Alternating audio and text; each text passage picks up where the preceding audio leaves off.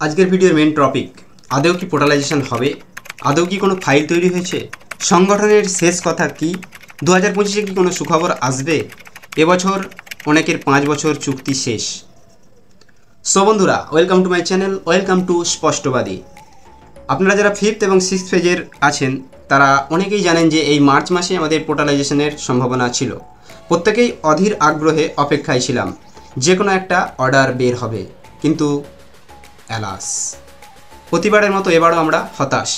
সংগঠনের মুখের কথায় ভরসা রেখে দিনের পর দিন যেমন তারা টোপ দিয়েছে, আমরা সেই টোপ খেয়ে চুপচাপ ঘরে বসে থেকেছি। এখানে একটা কথা বলে রাখি, যারা বা যেসব দাদারা আমাদের আগের ফেজ অর্থাৎ 1 থেকে 4 নম্বর, তারা কিন্তু তাদের অধিকার আদায়ের জন্য রাস্তায় নেমেছিল, অনেক কষ্ট করেছেন, পুলিশের মার থেকে শুরু করে নানা রকম বঞ্চনার শিকার তারা হয়েছেন, ফলে তারা আজ তাদের জায়গায় স্টেবল হয়েছেন।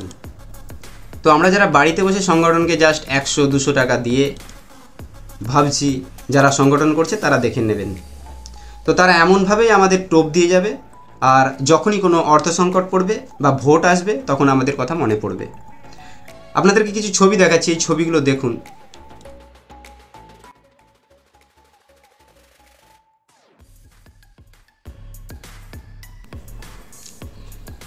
ভাবুন এইসব ছবির শিকার হতে পারবেন তো, এইসব পরিস্থিতির শিকার, এমনভাবে এইসব পরিস্থিতির শিকার হতে পারবেন? আমাদের এমন কিছু করতে হচ্ছে না। আমি এটা বলছি না যে আমাদের পোর্টালাইজেশন হবে না, আমি বলছি আমাদের দাদাদিরা যে কষ্ট করে গেছেন। দেখুন, বড়রা সবসময় কষ্ট করেন, ফলে ছোটরা সেই কষ্টটা না করে সেটা পেয়ে যান।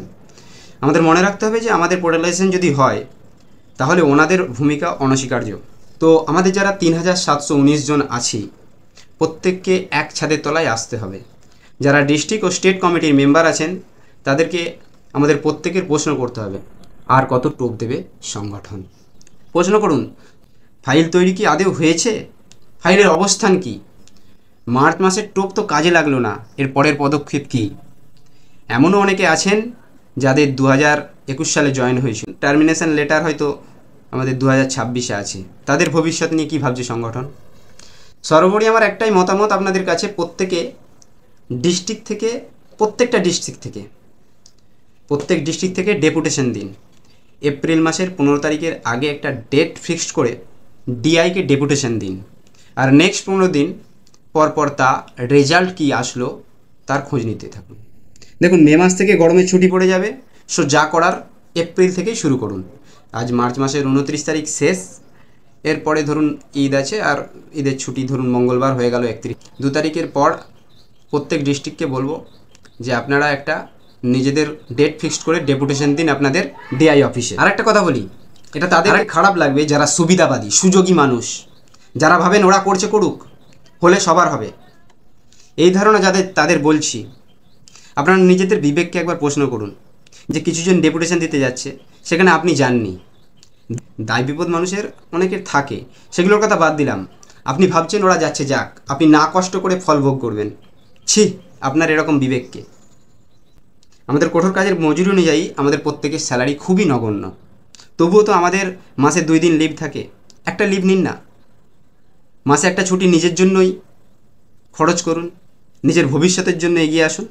হয়তো একদিনের স্যালারি বাদ পড়ে গেল, ভাবুন যদি আপনার এই একদিনের পরিবর্তে সরকারিকরণ হয়ে গেল, তখন এই কষ্টটা হাসিতে পরিণত হবে। দেখুন, ঘরে বসে থেকে হ্যান ক্যারেঙ্গা ত্যান ক্যারেঙ্গা অনেকেই বলে, ফিল্ডে কেউ আসতে চায় না। আমি দেখেছি একটা যদি ডিস্ট্রিক্ট থেকে ফিজিক্যাল মিটিংয়ের কথা বলা হয়, তখন প্রত্যেক ডিস্ট্রিক্টের কথাই বলছি, 20 জনের বেশি কখনোই কারো দেখা পাওয়া যায় না। আর বাড়িতে বসে 100 টাকা 200 টাকা পাঠিয়ে দিয়ে মনে করে সংগঠন চালাচ্ছি। আরে সংগঠন চালাতে গেলে আপনাদেরকে আসতে হবে, এক জায়গায় থাকতে হবে।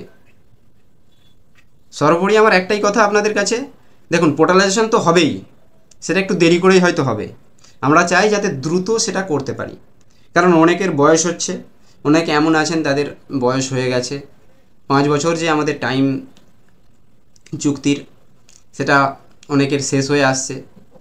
ধরুন এমন অনেকে আছেন যাদের 2026-এ তাদের 5 বছর হয়ে যাচ্ছে, টার্মিনেশন হয়ে যাচ্ছে। তো সেটা যদি আমরা আগে ভাগে পোর্টালাইজেশনটা করতে পারি, সেই জন্যই আমাদের এত চেষ্টা। তো এই ছিল আজকের ভিডিওটি কেমন লাগলো একটু জানাবেন কমেন্ট করে। আর এর পরের ভিডিওতে আমি জানাবো যারা 7th ফেজের জন্য আবেদন করেছেন তাদের কি পরিস্থিতি, নতুনদের রেজাল্ট কবে বেরোবে, পোর্টালাইজেশন নিয়ে আজকের ভিডিওটা ছিল। তো সঙ্গে থাকুন, দেখতে থাকুন স্পষ্টবাদী। Thank you.